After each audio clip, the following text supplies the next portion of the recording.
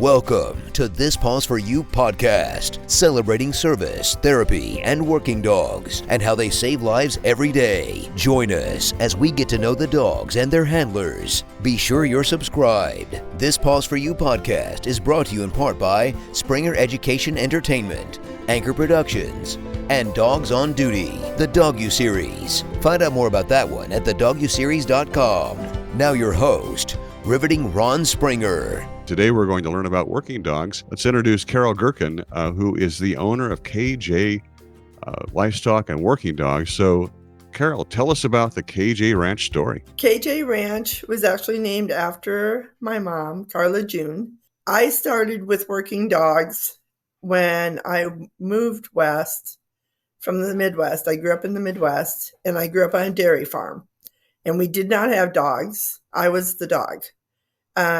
When I was had a passion for horses and horse training, and got my bachelor's degree in equine management, and moved out to Washington State to go to work for a major horse farm. And when I was there, my graduation present to myself was to get an Australian Shepherd, and I used that dog every day. The people that I worked for had cattle and horses, and I used that dog every day. She lived to be 16, and she was my constant companion. I didn't work her formally with international commands. I just went out every day, and she worked with me. She was an outstanding dog and showed me the value of having a good dog and how much work they would do with you. And sometimes in a pinch, like, they can save your life. And she did one time save mine. So we had a pretty good connection. But that's how I got started. Later on, my horse training career came to an abrupt halt because I was in a car accident. And I was at a highly competitive level in the horses. And so trying to find a way to channel that competitive nature I was looking for something, and I had the dogs, and actually a friend introduced me to trialing stock dogs, and that's how I got into more formal training of working dogs. That is fascinating. One thing that we talk about is that it's all about the dogs. So actually two things. And then the second thing is that it's dogs save lives every day. Can you tell us about that when your dog saved your life? With working dogs, especially in a daily ranch farm situation, we work with animals all the time, which is like cattle or sheep, goats. They're big animals, and they can be unpredictable. They can get concerned about things the same as, other people do, horses do. So in my instance, it was a horse, a stud horse, and he got me down on the floor and was pretty much going to have me for lunch.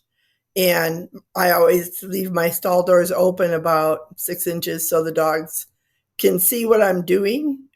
They don't necessarily come in, and most of the time they don't come in. But in that case, she actually came in and got after the horse and got it off of me so that I could crawl out the door. It's an interesting thing when you know that you're kind of punched your last ticket, and then to have a dog get in there, and it really does not just show you the value of the dog, but definitely you have a great relationship with that dog. It really is a team, isn't it? It's very much a teamwork. A lot of people think that when you have working dogs, you're the boss and they're the employee. We really foster the idea here that, and we train a lot of dogs. We train a lot of people how to work dogs, that this is a team effort, and that you want to be a good team member, not just the boss of your dog. So we view it more that the person is the team leader and that the dog is a teammate. I agree. So I'm amazed at the stories I hear about what dogs do, and they're just fearless, and they're loyal. It's incredible loyalty. So as humans, we can certainly learn from that as well. So Carol, you mentioned that there's the international command, and that is for all types of working dogs. Is that right? International commands are for all types of working dogs that work stock. You don't have to use them. When you train your dog, you can use whatever verbiage you would like. The value of teaching them international commands is that is a standard language.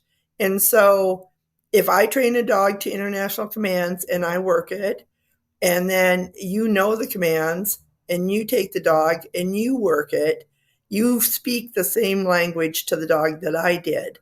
So the dogs can work for anybody.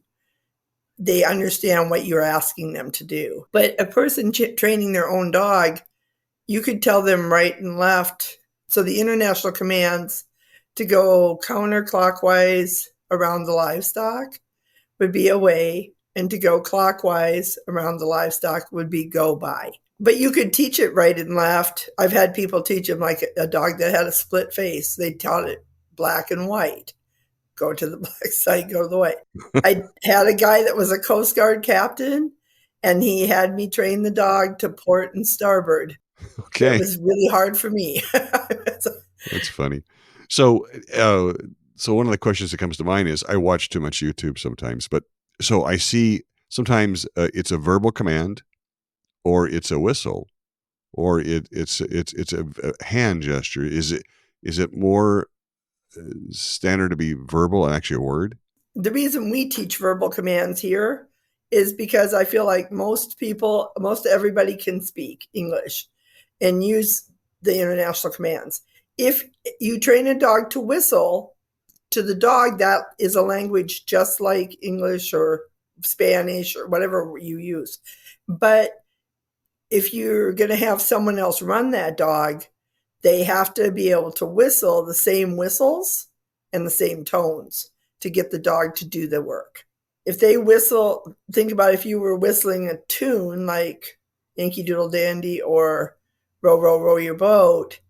If you whistle and it sounds like Yankee Doodle Dandy, and then the other person whistles and it sounds like Row, Row, Row Your Boat, the dog gets confused. It doesn't understand what that means.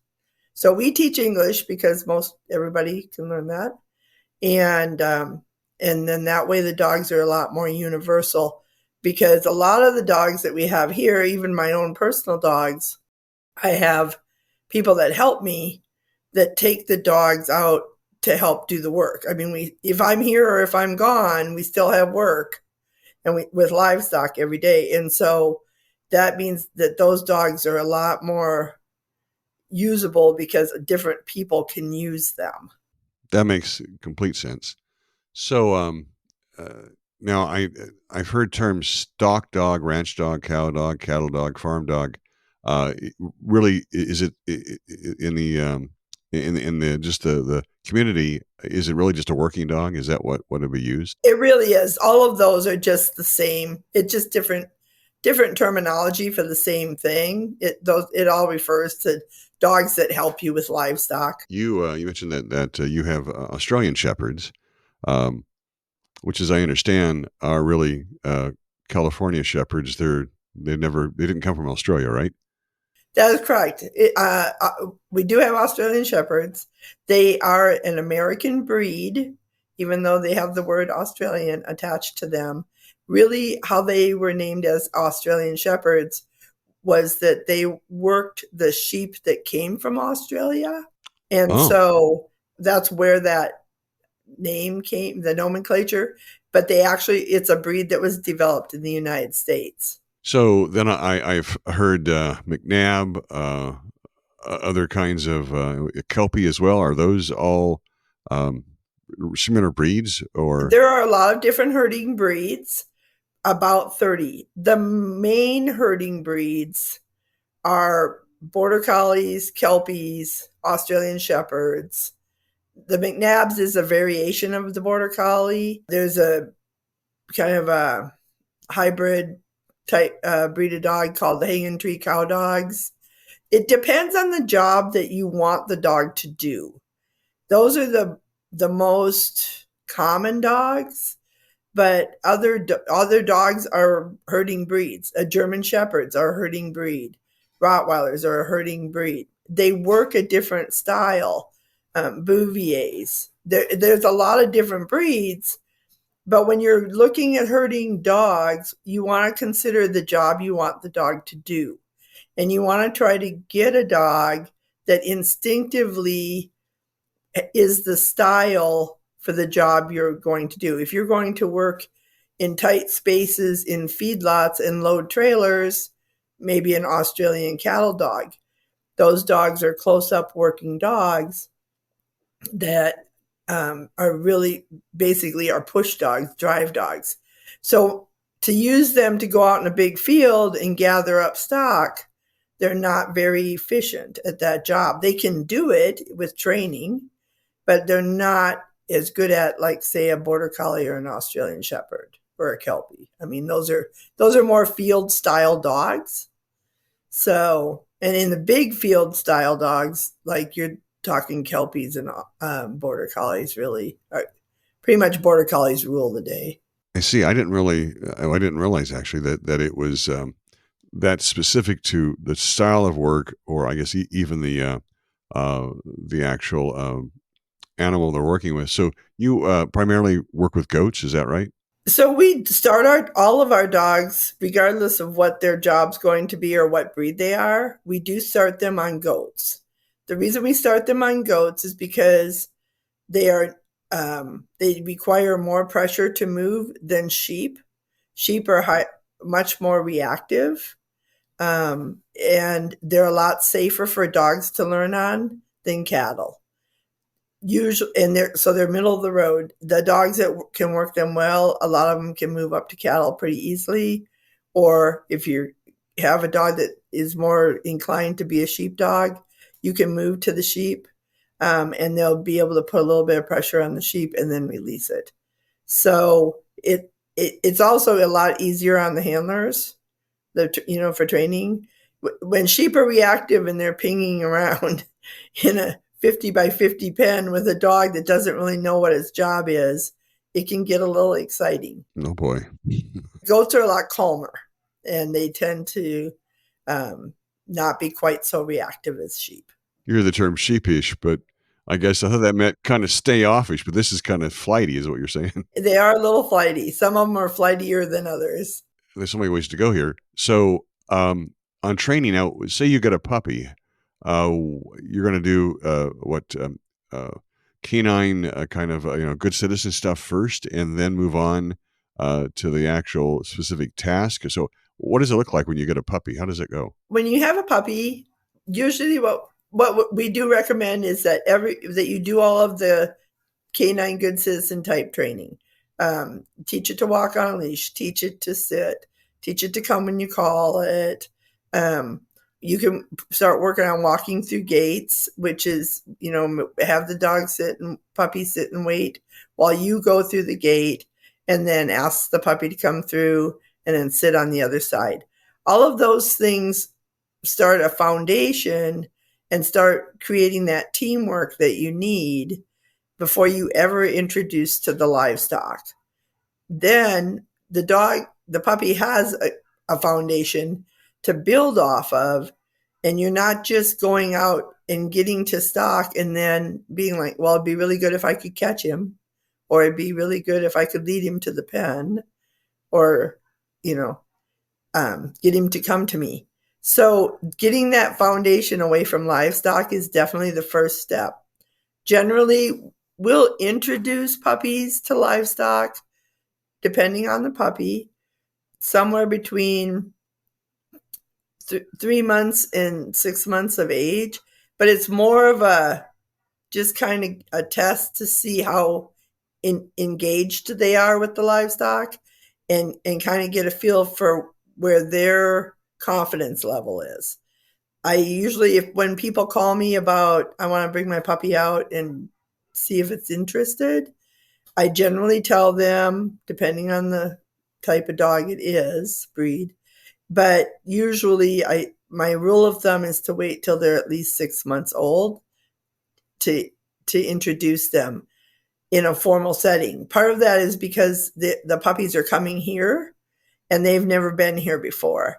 My own puppies that I raise here, we'll put them on stock even when they're 8 weeks old. Now, I say we put them on stock, that's ducks, Oh, right? It's just to see what their interest level is. And we look for things like balance and rate and,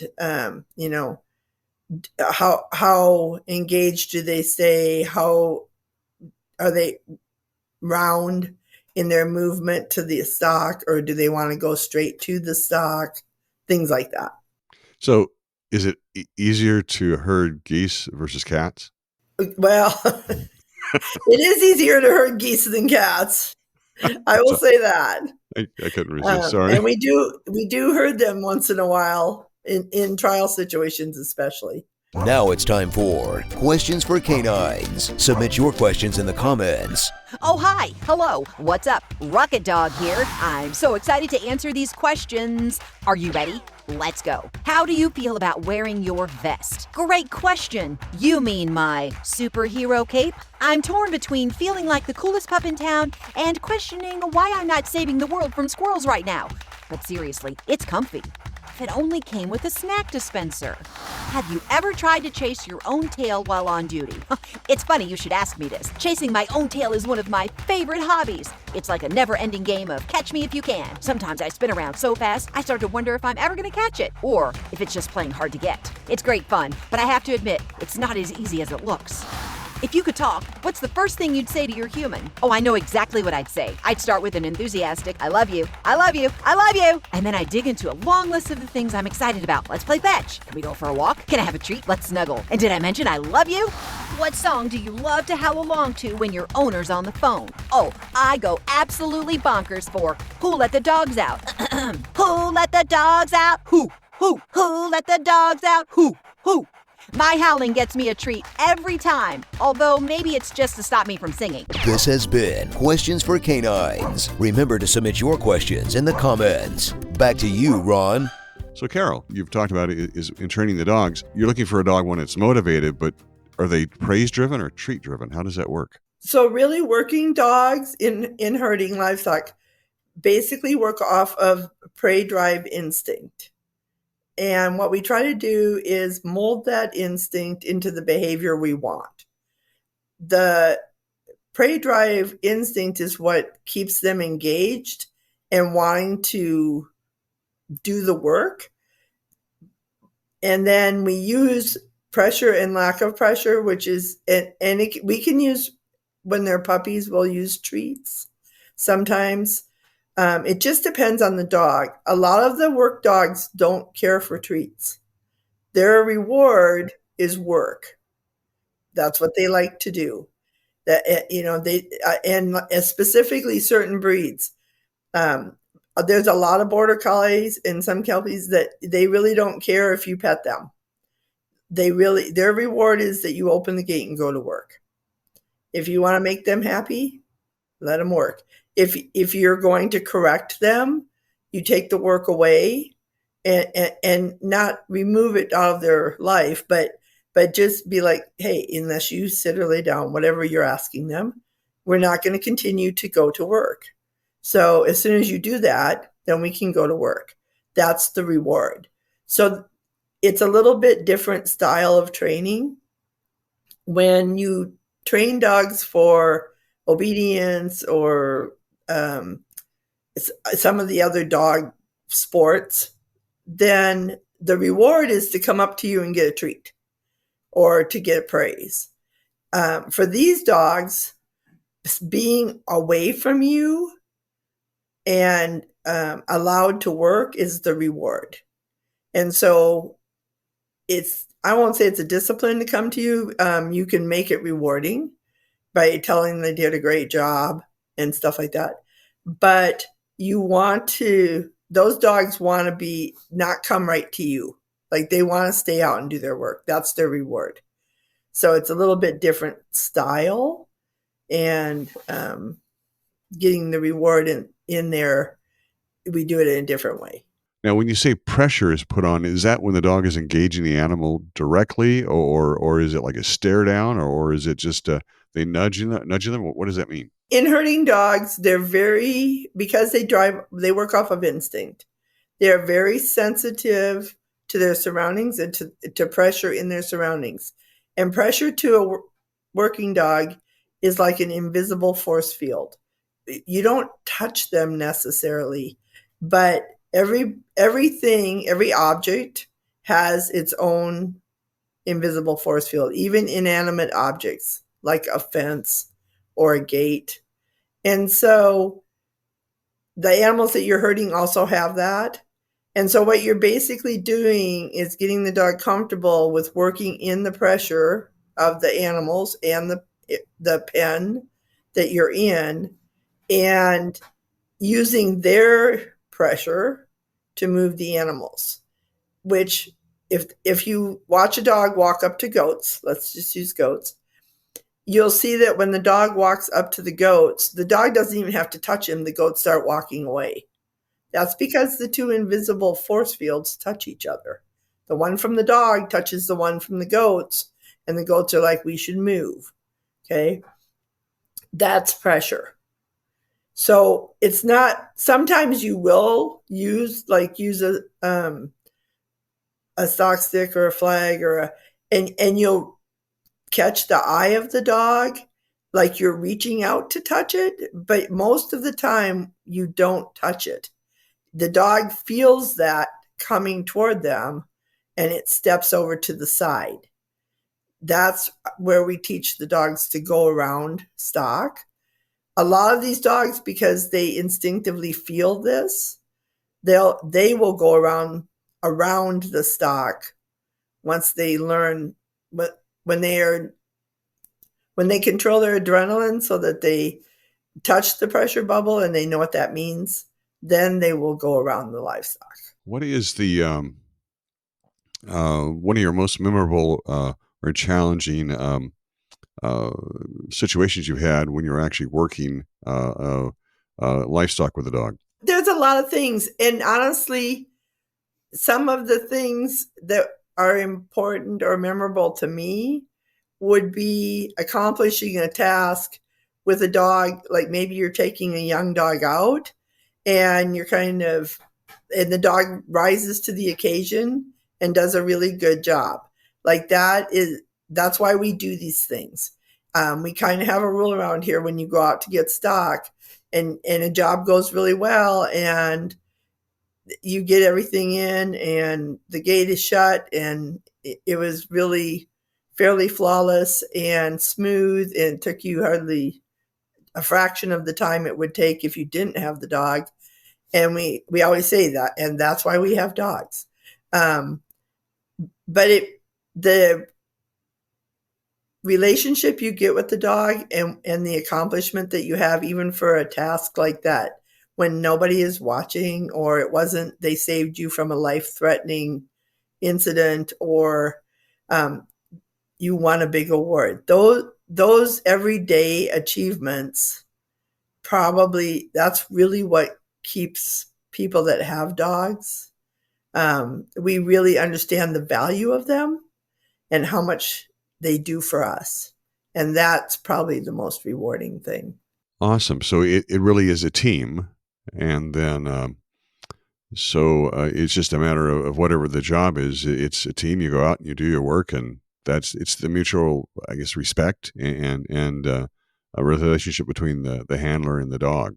Yes. So we've got a few minutes left here. I wanted just to see if you had any thoughts about what you do, your work, or you'd like people to know. I think one of the biggest things I would like people to know, especially about herding dogs, is that you can have a relationship with them and you can create a job for them. And it doesn't always have to be, I own a ranch and have to move cattle every day. You can keep these dogs very happy, having a team relationship with them and doing things with them, not necessarily what I call the heavy lifting. But if you have a ranch situation or a farm situation, and I always laugh and tell people, if I had 3 goats, I would have to have a dog, because I don't know how to move livestock any other way than without using a dog. Like, that's the only way I know. I've done it this way so long as a team that I wouldn't be able to do it without a dog. I don't think it would be really difficult. But they're not born trained. Even if you buy a herding breed dog, people are like, well, I bought a border collie and, its mother was a world champion. Well, you still have to train it. They can do a lot by instinct, but they can also get hurt. And so we really, like I said, we value these dogs, and we really try to keep them out of harm's way by educating them on the best way to handle situations. Because when you're doing everyday work, you can't be standing right where the dog is to help the dog. Like, the dog has to understand the task and understand how to complete the task without getting hurt. I know that dogs actually will even problem solve as well. So they're sharp, and they get it. They do get it. So, they do. So how would you like to be remembered, or your organization 100 years from now? What is it the contribution you think that really would make most important? I would really hope that people would think about being a better team player with their dog, and how efficient using dogs for low stress livestock handling it's becoming a bigger thing. People are starting to understand it more, I think. The downside is, there's less and less big farms, big ranches, but there's more and more hobby farms. And a lot of these dogs are extremely valuable in that setting. So I would hope that people would think about being a better team player and how much these dogs contribute to our work, to our lifestyle. That's awesome. It really is a team, and it's a lifestyle. So if people wanted to get a hold of you, how could they reach you? What's the best way? The best way is to go to my website, probably, which is KJ Cow Dogs, or to email me at kjaussies1@gmail.com. Thank you, Carol. It's been great to chat with you. And listening audience, if you'd like to know more about this, check out the links below and share this with anybody. And until next time, Epic Voice Guy John Bailey, take it away. Thanks for listening and for subscribing to this Paws for You podcast. Visit our website, tpfypod.com. We are currently accepting submissions for additional sponsors so they can pay me with more than just dog biscuits. That could be you. This is Epic Voice Guy John Bailey saying, until next time, ruff, ruff, bow, wow, sniff, sniff.